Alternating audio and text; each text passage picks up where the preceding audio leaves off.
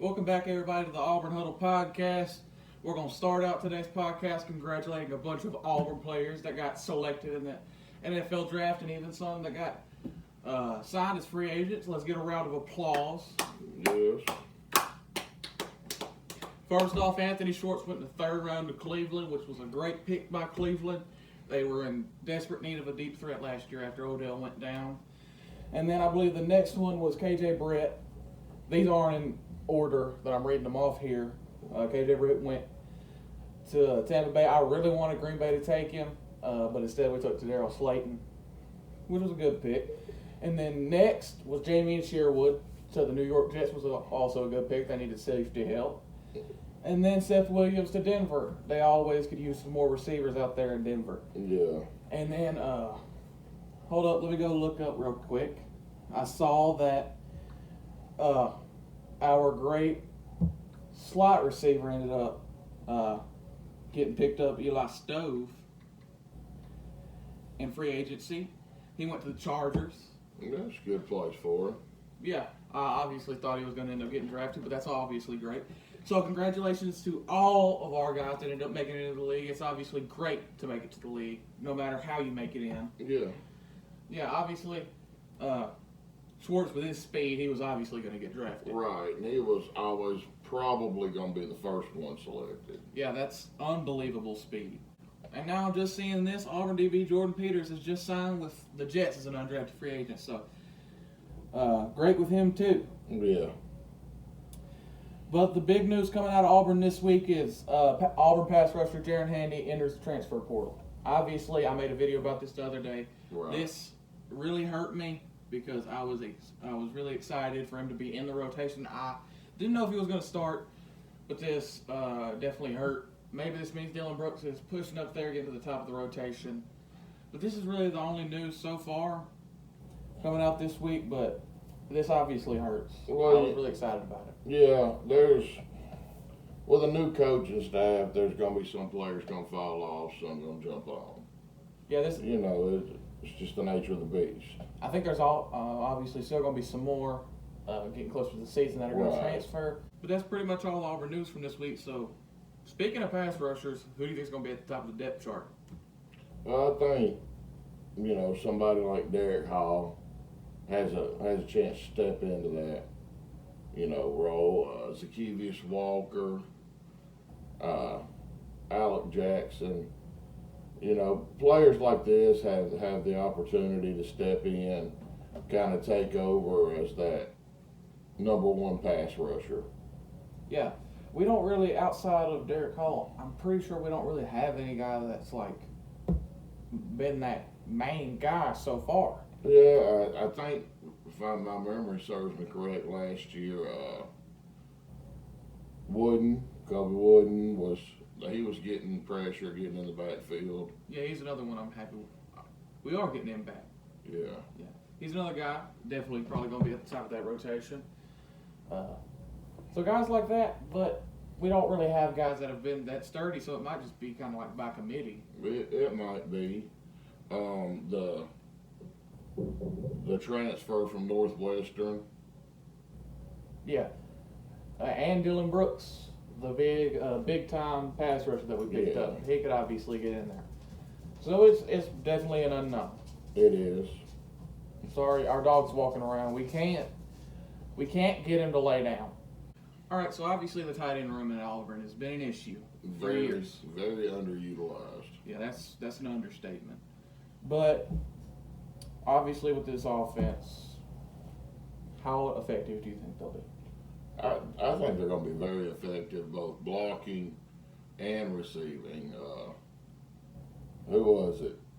Samuel Shanker got most of the snaps last year as the starting tight end H-back. I look for him from Deal to be used a lot more. Frazier. Yeah, well, there's one, Luke Deal's tight end too. Yeah, Brandon Frazier. Yeah, Brandon Frazier. He's the one coming in with this recruiting class, right? I think he was last recruit class. Okay. Anyhow. Maybe, I don't know. Correct us if we're wrong. We could very well be wrong. I really think they're going to be utilized a lot better in the passing game, in the blocking game. Like I firmly believe we're going to see 2 tight end sets, 3 tight end sets, a normal goal line set. I could see us having 1 tight end, 400, 500, 600 yards, 3, 4, 5 touchdowns. I think that too. It could be that, or it could be between 3 or 4 tight ends have a total of 800 yards. Yeah. 8 touchdowns. It could be very well divvied out that way. I don't care as long as they're more utilized than they have been under Gus Malzahn. As long as we use them. Right. That's the only issue I had, was the fact that we weren't using them at all. Yeah. I really believe we're going to get a lot more use from the tight ends. Both, like I said, in the blocking and receiving game. I'm trying to remember. I believe it was Luke Deal that come in. He's a little heavier than the other ones. He's more of a blocking tight end. You can see him be a lot more utilized as that H-back. Yeah. Lead blocker. I trust Brian Harsin to utilize him however he wants to. Him and The rest of the tight ends. spacing on his freaking name. I'm bad with names. Oh dear God. The offensive coordinator. Bobo. Yeah, Bobo. I knew it was something weird. I'm bad with names. But I trust him and Bobo to be able to utilize them in the perfect way. Yeah. Bobo, he's good with tight ends. Right. All right, now moving on. The DB room. How many interceptions do you think total? Oh. That's a bad way of addressing defense. How about as a scoring defense, do you think we'll have a top 10 scoring defense? Yes. You think we'll have a top 10 scoring defense? Yes, I think we'll have top 10 defense across the board. I think we'll have a top 10 defense and turnovers, scoring, sacks. Yes. I love our defense, our core. I love Zacoby McClain alongside Owen Papo. Yeah.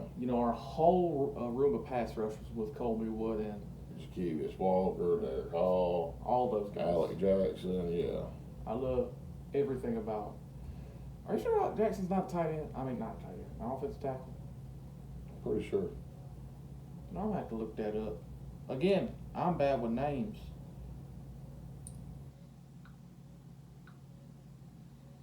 Cue the elevator music.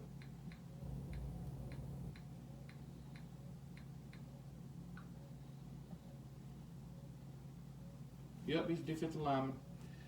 I was just making sure. Again, I'm bad with names. Yeah. I was thinking about Lark Jackson. It's fine. It's no big deal. Yes, I love our defense, our defensive core, our corners. I think we're going to have a shutdown DB room. Yeah. Well, a big thing that is not well understood or misunderstood, a lot of times turnovers and pressure are a combination. All right. A lot of times for your DBs to get interceptions, it all correlates back to having a pass rush. Exactly. If you got a pass rush that can get back there, make the quarterback unhappy, he throws the ball up, throws it early, throws it late, however, off target, and you get a pick. Yes, defense is a unit. Yes, McCorkle tore us up last year because we could not get a pass rush. It wasn't just our corners were getting beat, which they were. Yeah, they got beat. I mean, but it wasn't just that. It was the fact we had no pass rush. Yeah. You know, I mean, it all ties in together. Good pass rush helps out every other position on the defense. Which is why on defense, the most important positions, edge rusher, then corner. Right like that. Instantly. Yeah. Then everything else. Outside linebacker. I throw outside linebacker in there. Well, edge rusher is your outside linebacker or your 4-3 defensive end. I know, yes. That's what I mean. I'm not sure if all of our watchers know. That's why, you know, in a 3-4, your edge rusher is your outside linebacker. In a 4-3, you have a traditional defensive end as your edge rusher. Just in a sense, sometimes, attacking. There's different stuff. Yes, different stunts, different formations.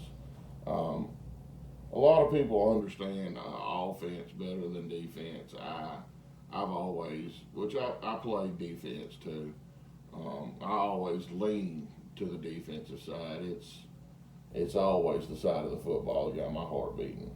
Yeah, but in a sense, it's just edge rusher then corner. Yeah. Because they usually play off each other. Right. Which makes no sense at all. Your edge rusher is like 6'5", 270, and then your corner is like 6 foot, 170. Yeah. But each one of them need the other one to do their job. Jair Alexander wouldn't be able to do his job without Zadarius Smith doing his job. True enough. Carlton Davis wouldn't be able to do his job if Jeff Holland wasn't doing his job. Yeah. Or Shaq Barrett. Yeah. In the league. JPP. Yeah. In college, it was Jeff Holland, right? Yeah. It was Jeff Holland, and then it was, again, I'm spacing on his name. He went to Atlanta. I got his autograph at the 8A game. Marlon Davidson. Yes. Dear Jesus. I ain't got a lot of sleep lately. You need the edge rushers to get pressure. But you also, like I said, it all ties back together. You need the big guys in the middle to eat up blockers. Helps the edge rushers do their job better. I mean, it's just, everything's got to work together as a unit. Yeah. You need them in the system we're going to be running. Derek Mason's going to be running. Has he made a decision on 3-4 or 4-3, or is it just going to be a multiple? Everything's a freaking multiple. That's what we're getting right now. I believe it's going to be 3-4. Well, you need a base. It can't just be a base multiple. It's a base. I believe it's going to be a base 3-4. But anyhow, you're going to have your outside linebackers, edge rushers, whatever you want to call them. You're going to need those middle linebackers to be able to cover. Which they are phenomenal at. You need those big guys in the middle, D tackle, nose tackle, whatever you want to call them, to eat up blockers. At least take 2. Oh, and the War Report was talking about this. Do you think Lee Hunter is going to get the starting job at D tackle? He very well could. He looked good in the 8A game. Yes, he looked great. He was getting all up in it. When they needed him to, he looked good. Yeah. But there's big boy used to be tied in. JJ Pegues. Pegues, so he looked good. Yeah. When he was out there, he was eating up blockers. Isn't Tyrone Drew? I don't think he played. Did he? Did Tyrone Truesdale play? The 8A game's been a while back. Yeah, I can't remember if he played. He's another one. Yeah. That could very well get the job. But Lee Hunter, I think he's got the most talent. Oh, no doubt. I think he does too. It was weird. Wasn't he wearing 44? I believe so. That was a weird number for him to be wearing. Well, In college, it just seems like they just throw him a jersey. It may have. Derek Brown's wearing number 5. Yeah, but I think he requested 5. And Montravius Adams wearing number 1. Yeah, looked good on him. Yeah. I didn't know they made number 1 jerseys in that size until I got one. Yeah. Man, But like I was saying, everything's got to go together. Owen Papo, he's not your typical middle linebacker size. He's probably 20 pounds underweight. Yeah, we saw with JOK how far he'll fall for simply being like 10 pounds underweight. Yeah, but that was another good pickup by the Browns. Yeah, they nailed the draft. But Owen Papo, the talent, oh my God. He was playing outside linebacker last year in Kevin Steele's 4-3, and he was completely out of position. We knew he didn't know what he was doing out there, but he was balling somehow. Yeah, he's got talent running out his ears. I think he played a little bit of middle linebacker too. Yeah, well, he come in. I believe he come in from high school as an outside linebacker, and they moved him to middle. Yeah. He could play safety. He could play inside linebacker. I think if they worked on his hands, he could be a pass rusher. Yeah. But in the LSU game, when they were running that 3-1-7, he was playing that hybrid box safety linebacker position. He did solid in that game too. Yeah. Like I said, he's a beast. He's a little bit undersized for a middle linebacker. But he hits. He hits. He runs sideline to sideline. He can cover. Yeah. Man, Derek Mason's got some talent on his hands there. Yeah, you got. Sorry about our dogs. You got Jacoby McLean, a thumper. Another guy, a little undersized, but he's really talented. Yeah, but he comes up. He meet him in the hole, and he brings the lumber with him. I do not see a weakness on this team right now, on this defense right now. I would have to say the weakness might be where Sherwood left. Maybe. Maybe at safety. Yeah. You got Smoke on one side. We know that side's going to be good. Yeah, he's like, I guess you're going by a 3-4. He's your Jabril Peppers. Jabril plays strong, right? Yeah. Is Smoke stronger free? I think him and Peppers play the same position. It's midnight right now. We tired. Yeah, I think him and Pep are the same thing. Yeah, but he don't play nothing like Pep though. I'm just saying they're comparable in size. Yeah, but Smoke, he's just gonna ball. Yeah. And on the other side, we got that kid that he moved from corner to safety. He ended up showing out in practice, and he got that spot. Again, I'm bad with names, but he played pretty well. Yeah. So I think he's going to have that. But outside of that, are you that worried about that one spot? No, I'm just saying it could be. I'm moving out the camera right now. It could be the one spot that every team has a weakness somewhere. Yeah. Outside of maybe, the offense getting a slow start. Yeah. Safety could be the weak spot. But do you think going into that Alabama game, do you think we will have hit our stride, and the defense will have hit their stride, will have hit our boiling point? Oh, I think the 8A games, the Alabama-Auburn game is going to be slobber knocker.